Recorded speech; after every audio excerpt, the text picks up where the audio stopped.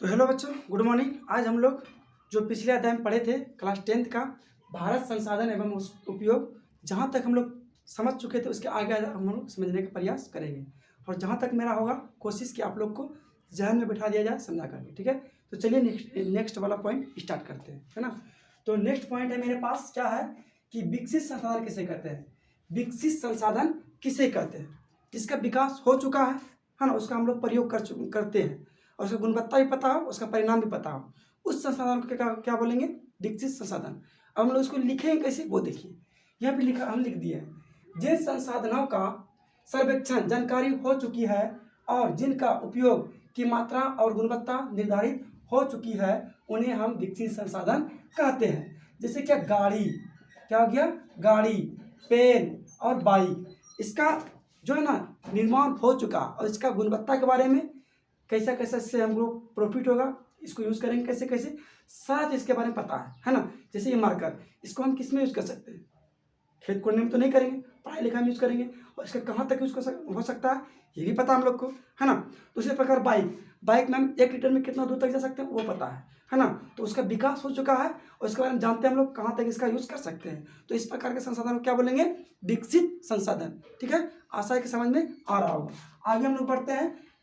विकसित संसाधन हो गया, आगे बढ़ते हैं। आगे मेरा क्या है? भंडार संसाधन। क्या है? भंडार संसाधन। अब भंडार संसाधन क्या होता है इसके बारे में जानते हैं, है ना। भंडार मतलब कि कोई चीज़ का भंडार है ना, और वो एक संसाधन के रूप में है ना। अब इसको लिखना कैसे वो देखिए।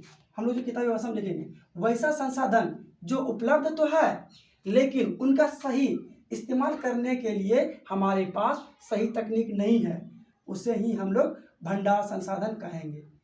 क्या कहेंगे? भंडार संसाधन कहते हैं, है ना। भंडार तो है उसका, लेकिन सही तकनीक नहीं होने के कारण उसका हम लोग उपयोग नहीं कर पाते हैं। जैसे हम लिए हैं हाइड्रोजन गैस, तो हमारे पास उसका भंडार तो है लेकिन तकनीक सही नहीं होने के कारण उसका हम लोग उपयोग नहीं कर पा रहे हैं। अगर उसका उपयोग करेंगे सही तकनीक आने के बाद, तो उसका हम लोग बिजली उत्पन्न कर सकते हैं। और वाहन जो चलता है, गाड़ी, मोटर, जीप, ये सब चलाने में हम उसका उपयोग कर सकते हैं हाइड्रोजन का। लेकिन सही तकनीक नहीं होने के कारण उसका उपयोग अभी हम लोग नहीं कर पा रहे, है ना। तो आशा है कि ये भी समझ में आ गया होगा भंडार संसाधन क्या होता है ना। हम ये वीडियो बनाने में बहुत मेहनत करते हैं। अगर आप लोग को अच्छा भी लगता है थोड़ा सा भी, तो लाइक ज़रूर करें और उन बच्चों को भेजें जो पढ़ने के लिए इच्छुक है, नया नया तरीका से सीखने के लिए इच्छुक है ना। तो जरूर इस वीडियो को शेयर ज़्यादा से ज़्यादा करें, है ना। तो आगे हम लोग पढ़ते हैं। अगला पॉइंट क्या है मेरे पास? तो अगला पॉइंट है संसाधन नियोजन। संसाधन नियोजन क्या है? नियोजन का मतलब होता है प्लानिंग करना। नियोजन का मतलब क्या होता है? प्लानिंग करना। मतलब क्या? प्लान करके कोई भी चीज़ का यूज़ करना, उसको बोलते हैं प्लानिंग। मतलब क्या? नियोजन करना, है ना। नियोजन करना मतलब नियोजन। अब इसको इसके लिखेंगे कैसे, पहले इसको जान लेते हैं। तो संसाधन का अपने बुद्धि के हिसाब से ही उपयोग करना संसाधन नियोजन कहलाता है ना। अपना बुद्धि विकास के हिसाब से हम संसाधन का यूज करेंगे ना, उसी को बोलेंगे संसाधन नियोजन। क्या बोलेंगे? संसाधन नियोजन, है ना। अब आगे क्या है कि संसाधन एक जटिल प्रक्रिया है ना। फिर भी आज मानवों द्वारा संसाधनों का ज़्यादा दोहन मतलब ज़्यादा यूज किया जा रहा है। और किसी राष्ट्र की प्रगति के लिए, उसका उन्नति के लिए, किसी राष्ट्र की उन्नति के लिए जो है ना, संसाधन नियोजन बहुत ही आवश्यक है ना। संसाधन नियोजन बहुत ही आवश्यक है। भारत जैसे देशों के लिए तो संसाधन नियोजन का होना अति आवश्यक है। मतलब अपरिहार्य का मतलब होता है अनिवार्य। अपरिहार्य का मतलब होता है अनिवार्य। भारत जैसे देशों के लिए संसाधन का जो है कि नियोजन करना बहुत ही अनिवार्य, बहुत ही आवश्यक है, ठीक है ना। तो आशा है कि संसाधन नियोजन का आप लोग को समझ में आ गया होगा। संसाधन नियोजन क्या होता है? किसी भी संसाधन का अपने बुद्धिपूर्वक उपयोग करना, है ना। उसको ज़्यादा से ज़्यादा वेस्ट नहीं करना, जितना यूज उसका उतना यूज़ करेंगे। उस तरह का सोचना, उस तरह का यूज़ करने की प्रक्रिया को क्या बोलेंगे? संसाधन नियोजन, ठीक है। आशा कि ये भी समझ में आ गया होगा। आगे अब लिखते हैं, उसके बाद फिर बताते हैं, ठीक है ना। तो आगे जो है मेरा लिख लें, आगे जो है मेरा देख लीजिए। आगे मेरा भारत में संसाधन नियोजन। क्या है? भारत में संसाधन नियोजन। तो अब इसको कैसे लिखेंगे? भारत में संसाधन नियोजन, अभी जो हम लोग पढ़े संसाधन नियोजन उसी का एक भाग है। अब इसको हम लिखेंगे कैसे वो देख लीजिए। ये है भारत जलवायु विविधता वाला देश है। यहाँ पे हर जगह अलग अलग तरीका का जो है ना जलवायु पाया जाता है ना। तो इसको लिखेंगे कैसे? भारत जलवायु विविधता वाला देश है। भारत में विभिन्न प्रकार के संसाधन पाए जाते हैं, है ना। भारत में अलग जगह पे अलग अलग तरीका का संसाधन पाया जाता है, ठीक है ना। भारत में कुछ ऐसे प्रदेश है जहाँ एक प्रकार के संसाधन ज़्यादा मात्रा में पाया जाता है, तो कुछ ऐसा भी देश है जहाँ वह संसाधन कम मात्रा में पाया जाता है, ठीक है ना। और लेकिन कुछ ऐसा भी प्रदेश है जहाँ सभी संसाधन प्रचुर मात्रा में पाया जाता है, जबकि कुछ ऐसा भी प्रदेश है जहाँ संसाधन की अत्यधिक कमी भी है ना। तो भारत में वो अनेक जगह है जहाँ पे बहुत ज़्यादा मतलब संख्या में बहुत कुछ ऐसा संसाधन है जहाँ पे बहुत ज़्यादा मात्रा में पाया जाता है, और कुछ ऐसा भी जगह है जहाँ पे संसाधन पाया ही नहीं जाता है, और कुछ ऐसा भी जगह है जहाँ पे सभी संसाधन थोड़ा थोड़ा लेकर के प्रचुर मात्रा में जितना आदमी को पूरा हो सके उतना पे पाया जाता है ना।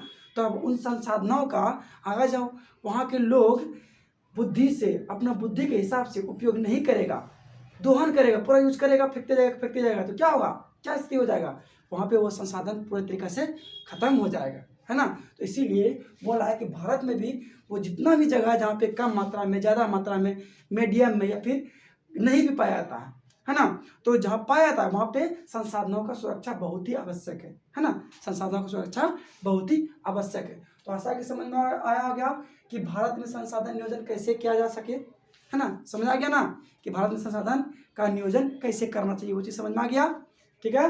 तो अगला पॉइंट हमारे पास, अगला पॉइंट जो हमारे पास वो है संसाधनों का संरक्षण। संसाधनों का संरक्षण, संरक्षण मतलब क्या होता है, बचाव, है ना। तो देखते हैं, किसी भी संसाधन का नियोजित और विवेकपूर्ण उपयोग ही संसाधन का क्या होता है, संरक्षण कहलाता है ना। अब कोई भी संसाधन है उसको हम जानते हैं कि इसका हम ज़्यादा यूज़ करेंगे जल्दी खत्म हो जाएगा, है ना। तो उसको बचाना कैसे, तो कम कम यूज़ करेंगे, है ना, तो बचेगा, और उसके जो नवीनीकरण होगा, नया नया संसाधन उसमें आते जाएगा, तो बस बच पे काम बहुत दिन तक उसका हम काम चला सकते हैं उससे, है ना। तो ये हो गया हमारा क्या, संसाधनों का संरक्षण। कैसे लिखोगे इस पर, तो इस तरह लिखोगे कि किसी भी संसाधन का नियोजित एवं या फिर और विवेकपूर्ण उपयोग ही संसाधन संरक्षण कहलाता है ना। अब जैसे में क्या है, जैसे में चिपको आंदोलन जो कि महिलाओं द्वारा चलाया गया था, चिपको आंदोलन, है ना, उसमें पेड़ पौधे को बचाने का जो है ना सर्वोपरि उसका जो है ना उद्देश्य था, पेड़ पौधों को बचाना। और इसका आंदोलन का शुरुआत कौन किया था, तो महिला लोग ने किया था। किन्होंने किया था, तो महिला लोग ने। दूसरा है जैसे में संदीप पांडे द्वारा वर्षा जल का जो है कि संचय कर, मतलब वर्षा जल को बचा करके, संचय करना मतलब बचा करके, है ना, कृषि भूमि योग का विस्तार, जो कृषि भूमि जो होता है उसका विस्तार करना, है ना, कृषि योग की जो भूमि है उसका विस्तार करना। अब विस्तार कैसे होगा, तो जल का संरक्षण करके, है ना। तो ये कौन किया था, तो संदीप पांडे ने किया था। किसने किया था, संदीप पांडे ने। आगे है नोट में, देख लीजिए क्या है नोट में, पर्यावरण संरक्षण के लिए सर्वप्रथम सम्मेलन कब हुआ था, 1972 में। ये पूछा जाता है क्वेश्चन, क्या पूछेगा कि पर्यावरण संरक्षण के लिए जो सर्वप्रथम सम्मेलन कब हुआ था, तो 1972 में। कब हुआ था, 1972 में, 1972 में किया गया था। किसके लिए किया गया था, पर्यावरण संरक्षण, पर्यावरण बचाव के लिए जो सर्वप्रथम सम्मेलन हुआ था वो हुआ था 1972 में, ठीक है ना। याद रखिएगा इसको, ये पूछा जाता है, हर एक बार पूछा गया क्वेश्चन में। तो आगे है, इस सम्मेलन के बाद ही जो है ना 5 जून को हमारा पर्यावरण दिवस मनाया जाता है। इस सम्मेलन के बाद ही जो है ना हमारा पर्यावरण दिवस मनाया जाता है। वो कब मनाया जाता है, 5 जून को। कब मनाया जाता है, 5 जून को, ठीक है ना। तो नेक्स्ट अब पॉइंट लिखते हैं, उसके बाद बताते हैं। तो अब अगला जो पॉइंट है आपका, अगला पॉइंट जो है वो है सतत विकास की अवधारणा। सतत विकास होता क्या है, पहले ये देखिए, सतत विकास होता क्या है, सतत विकास की अवधारणा।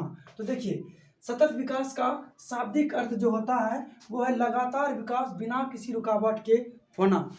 बिना किसी रुकावट का किसी का भी विकास हो रहा है तो उसी को बोलेंगे सतत विकास की अवधारणा, ठीक है ना।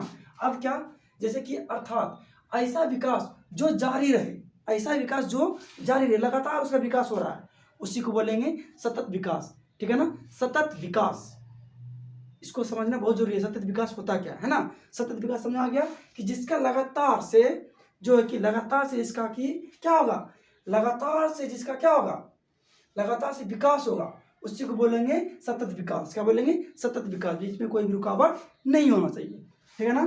तो आगे है कि इसके आगे आगे है क्या, देखिए कि जो कि टिकाऊ बना रहे, है ना, जो टिकाऊ बना रहे और सतत विकास में न केवल सतत विकास में नो, यहाँ पे नो होगा, न केवल वर्तमान पीढ़ी बल्कि आने वाला पीढ़ी का भी विकास को ध्यान में रखा जाता है। इसमें भविष्य की जरूरतों का खास ख्याल रखा जाता है। भविष्य की जरूरतों का जो है ना खास ख्याल रखा जाता है कि आने वाले पीढ़ी को भी जो है कि इस खनिज का लाभ मिल सके, है ना। उस तरह के खनिज को बचा करके यूज करना ही क्या कहलाता है, सतत विकास, है ना। अब इसको लिखेगा कैसे, एक बार हम फिर से पढ़ देते हैं। सतत विकास का शाब्दिक अर्थ क्या होता है, लगातार विकास बिना किसी रुकावट के, अर्थात ऐसा विकास जो जारी रह सके, है ना, टिकाऊ बना रहे। और सतत विकास में न केवल वर्तमान का बल्कि आने वाला पीढ़ी का भी जो है ना विकास का ध्यान में रखा जाता है, विकास को ध्यान में रखा जाता है। इसमें जो है कि भविष्य की जरूरतों का खास ध्यान रखा जाता है। जैसे कि भविष्य की जरूरत क्या है, पेट्रोल, कोयला, गैस और अन्य खनिज जो है ना भविष्य की जरूरत है, जिसको कि हम लोग को नियोजित ढंग से उपयोग करना पड़ेगा। नियोजित ढंग से क्या करना पड़ेगा, उपयोग करना पड़ेगा, तभी जा करके सारा खनिज जो है ना बचा रहेगा और आने वाला पीढ़ी भी देखेगा कि पेट्रोल क्या होता है, कोयला क्या होता है। अगर हम उसका नियोजित ढंग से उपयोग नहीं करेंगे तो आने वाला समय में सारा चीज़ क्या हो जाएगा, हम लोग उपयोग करके सारा चीज़ को ख़त्म कर देंगे और आने वाला पीढ़ी जानेगा भी नहीं कि कोयला क्या होता था, पेट्रोल क्या होता था। इसीलिए सतत विकास का कहना है कि हम लोग को जो भी खनिज है उसका एक क्वांटिटी, एक नियोजन के हिसाब से, एक प्लानिंग के हिसाब से उसका यूज करना पड़ेगा, ठीक है ना। तो आपका ये वन लेसन जो भारत संसाधन एवं उसका उपयोग था, ये पूरा चैप्टर खत्म हो गया है। और हम जो नेक्स्ट क्लास लाएंगे उसमें 50 ऑब्जेक्टिव या फिर हम कोशिश करेंगे 100 ऑब्जेक्टिव लाने का। तो आप लोग क्लास पे बने रहेंगे, है ना, और उसमें कोशिश कीजिएगा कि सारा का सारा आंसर दे सके, है ना। तो आप लोग को ये मेरा क्लास कैसा लगा, पूरा तीनों पार्ट जरूर देखिएगा। ये तीसरा पार्ट है, तीनों पार्ट जरूर देखिएगा और देख करके हमको कमेंट कीजिएगा। क्या करना आप लोग को, तो कमेंट कीजिएगा, क्योंकि हम आप लोग के लिए बहुत सारा मेहनत करते हैं, है ना, लिखते हैं, टॉपिक को समझाते हैं, है ना। और बोर्ड में लिखना कितना डिफिकल्ट होता है, क्या ही बताएं। कमेंट करना है ना, कमेंट करके आप लोग को जरूर बताना है कि आप लोग को क्लास कैसा लगा, ये क्लास कैसा लगा, कैसा लगा, है ना।